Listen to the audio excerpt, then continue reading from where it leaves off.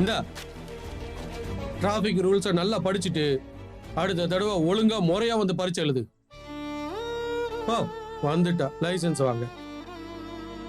Test எழுதுன எல்லாரும் pass ஆயிட்டீங்க. மற்றவங்க எல்லாம் கிரவுண்டுக்கு வாங்க.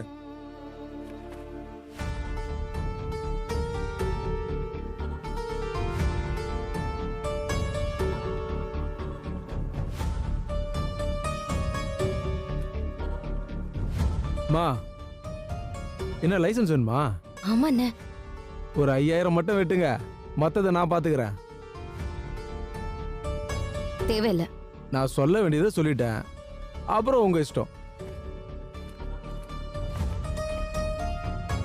நான் எல்லா கேள்விக்கும் சரியா தானே எழுதினேன்.